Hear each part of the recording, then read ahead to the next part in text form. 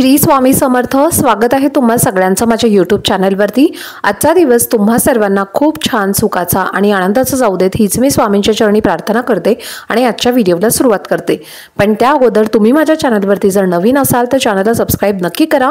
त्याचबरोबर कमेंटमध्ये श्री स्वामी समर्थ लिहायला अजिबात विसरू नका। उद्या आहे पितृपक्षातला दुसरा शनिवार। आपल्या हिंदू धर्मामध्ये प्रत्येक दिवस हा कोणत्या ना कोणत्या देवी देवतांना समर्पित असतो।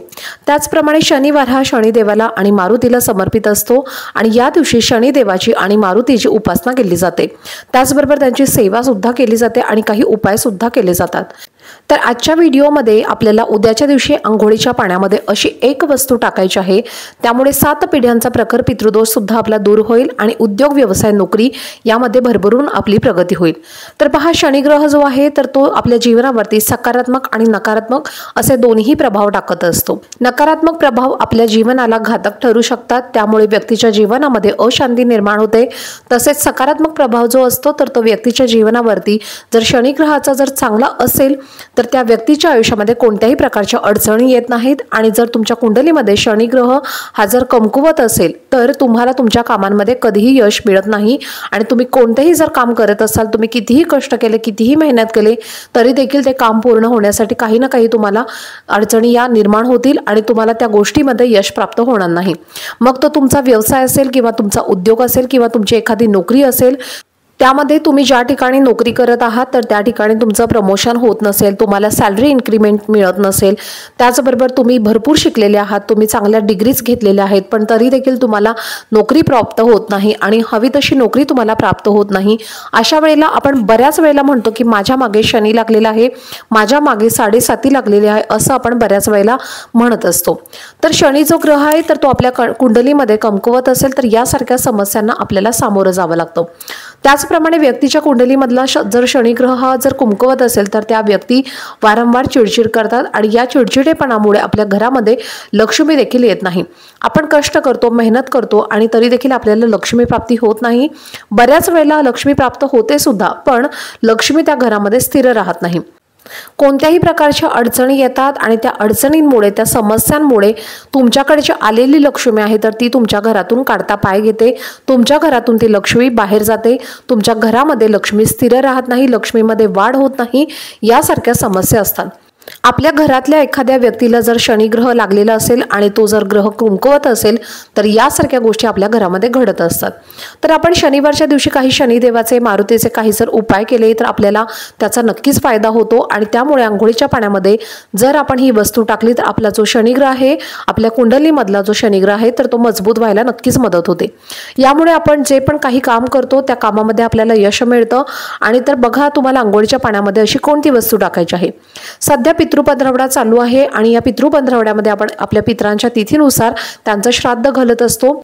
त्याचप्रमाणे उद्या आहे अहेवनवमी। अहेवनवमी म्हणजे काय तर यामध्ये अविधवा नवमी असं सुद्धा याला म्हटलं जातं। ज्या सौभाग्यवती स्त्रियांना पतीच्या आधी मरण येतं तर त्या सौभाग्यवती स्त्रियांची जे श्राद्ध असते तर या दिवशी केली जाते। तर याबद्दलचा डिटेल व्हिडिओ तुमच्यासोबत मी ऑलरेडी शेअर केलेला आहे। हा व्हिडिओ तुम्ही आपल्या चॅनलवरती व्हिजिट करून नक्की पहा, तुम्ही जर तो अजून पाहिला नसेल। तर आपले जे पित्र असतात त्या पित्रांमध्ये आपले सासू सासरे असतील किंवा आणि त्यांचेही सासू सासरे असतील तर असे जे काही आपले पूर्वज असतात तर त्यांचं जे श्राद्ध आहे त्यामध्ये जर तुमची सासू जी आहे तर ती सासऱ्यांच्या अगोदर वारली असेल किंवा ती एक्सपायर झाली असेल तर अशा सौभाग्यवती स्त्रियांचं श्राद्ध जे आहे तर त्या अहेवनवमी दिवशी आपण घालत असतो। तर तुम्हाला उद्याच्या दिवशी तुमच्या घरामध्ये जर अशी सौभाग्यवती स्त्री गेली असेल, एक्सपायर झाली असेल तर तिचं तुम्ही उद्याच्या दिवशी नक्की श्राद्ध हे घाला आपल्या पित्रांचा, त्यामुळे आपल्याला आशीर्वाद हा प्राप्त होत असतो। तर आता उद्या अंघोळीच्या पाण्यामध्ये आपल्याला एक वस्तू टाकायची आहे। तर ती वस्तू कोणती आहे पहा, आपल्याला पिंपळाची पानं आणायची आहेत। पिंपळाची तुम्ही 1 पान आणलं तरीही चालेल किंवा 5 पानं आणलं तरीही चालेल। तर एक तांब्या तुम्हाला भरून घ्यायचा आहे आणि त्या तांब्यामध्ये तुम्हाला हे जे पिंपळाचं पान आहे तर ते 5 मिनिटं ठेवायचं आहे। आणि तुम्ही जर समजा आज रात्री आणून ठेवलं तर तुम्ही आज रात्रीच त्या पाण्यामध्ये ते पान म्हणजे बुडवून ठेवू शकता आणि अशा पद्धतीने तुम्हाला रात्रभर जे पान आहे तर ते त्या तांब्याच्या पाण्यामध्ये तुम्हाला भरून ठेवायचं आहे। जर तुम्हाला शक्य नसेल तर तुम्ही 5 मिनिटं ठेवलं तरीही चालेल। आणि त्यानंतर काय करायचं आहे तर उद्या सकाळी तुम्ही जे पान ठेवलेलं आहे पिंपळाचं पान तर ते तुम्हाला काढून घ्यायचं आहे आणि ते तुम्हाला तुमच्या अंघोळीच्या पाण्यामध्ये टाकायचं आहे। तर एक तांब्याभर तुम्हाला पाणी घ्यायचं आहे। तांब्याभर पाण्यामध्ये तुम्हाला 2-3 मिनिटे तुम्हाला हे पान ठेवायचं आहे। त्यामध्ये तुम्हाला चिमटभर हळद सुद्धा टाकायची आहे आणि त्यानंतर 5 मिनिटे झाल्यानंतर हे जे पाणी आहे तर ते तुम्हाला तुमच्या अंघोळीच्या पाण्यामध्ये ओतायचं आहे। किंवा रात्रभर तुम्ही हे जे पान आहे तर रात्रभर तुम्ही पाण्यामध्ये टाकून ठेवू शकता आणि त्यानंतर सकाळी तुम्ही ते पान जे आहे तर ते अंघोळीच्या पाण्यामध्ये तुम्हाला वापरू शकता। तर अशा पद्धतीने अंघोळीच्या पाण्यामध्ये आपल्याला हे पान टाकायचं आहे। एक चमचाभर आपल्याला दही सुद्धा आपल्याला अंघोळीच्या पाण्यामध्ये टाकायचं आहे। चिमूटभर हळद टाकायची आहे। आपण जेव्हा हे उपाय करत असतो अमावस्येच्या दिवशी त्याचप्रमाणे शनिवारच्या दिवशी आपण जेव्हा हे दह्याचे उपाय करत असतो तर त्याचा आपल्याला खूप मोठा फायदा होत असतो। तर हे जे दही आहे तर ते अंघोळीच्या पाण्यामध्ये वापरलं तर आपला कितीही मोठा प्रकार पितृदोष जरी असेल 3 पिढ्यांचा 7 पिढ्यांचा कितीही मोठा प्रकार पितृदोष असेल तर तो सुद्धा नक्कीच दूर व्हायला मदत होते। त्याचबरोबर नकारात्मक शक्ती सुद्धा आपल्यामध्ये जर असेल तर ती सुद्धा संपूर्णपणे यामुळे नष्ट होते। त्यामुळे जर तुमच्याकडे जर गंगाजल असेल तर ते सुद्धा तुम्ही आवर्जून तुमच्या या अंघोळीच्या पाण्यामध्ये नक्की टाका। कारण पितृपक्षामध्ये एकदा तरी आपल्याला पवित्र गंगेवरती जाऊन स्नान हे करायचं असतं। कारण पितृपक्षामध्ये स्नानाला हे अत्यंत पवित्र मानलं जातं। पण आता आपल्याला ज्या नद्या आहेत तर त्यावरती जाऊन आपल्याला स्नान करणं शक्य नसतं।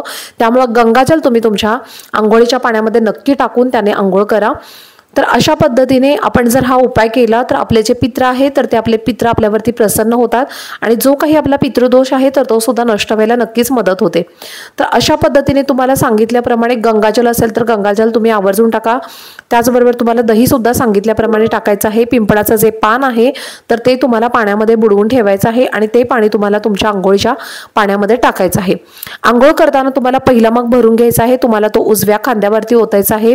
त्यानंतर अंघोळ करताना तुम्हाला श्रीराम जयराम जय जयराम या मंत्राचा सुद्धा तुम्हाला कंटिन्युअसली तुमच्या मनामध्ये जप करत राहायचं आहे।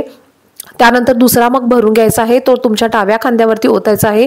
तिसरा मग भरून घ्यायचा आहे आणि तो मग तुमच्या डोक्यावरती ओतायचा आहे आणि पूर्ण डोक्यापासून ते पायापर्यंत तुम्हाला अंघोळ करायची आहे आणि यानंतर पुन्हा एकदा तुम्हाला स्वच्छ पाण्याने सुद्धा अंघोळ करायची आहे।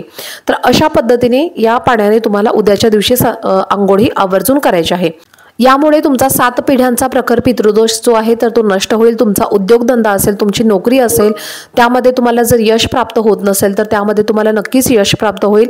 तुमच्या ज्या काही अडचणी आहेत तर त्या अडचणी सुद्धा तुमच्या नष्ट होतील। तुमचे जे काही बाधा असेल करणी बाधा असेल नजर दोष असेल तुमच्या घराला लागलेले तर ते सुद्धा तुमचे संपूर्णपणे नष्ट होतील आणि त्याचबरोबर तुमचं शरीर शुद्धीकरण होईल। यानंतर तुमच्या शरीरामध्ये एक प्रकारची सकारात्मक ऊर्जा तयार होईल आणि त्यामुळे तुम्ही हा एक उपाय आवर्जून उद्या नक्की करून पहा। हा उपाय केल्यानंतर तुम्हाला खरोखर नक्कीच खूप फायदा होईल। तर चला झालेली सेवा ही मी स्वामी महाराजांच्या चरणी अर्पण करते। आजचा व्हिडिओ जर तुम्हाला आवडला असेल तर व्हिडिओला जास्तीत जास्त लाईक शेअर आणि चॅनलला सबस्क्राइब नक्की करा। भेटूयात पुढच्या व्हिडिओमध्ये। तोपर्यंत सर्वांना श्री स्वामी समर्थ।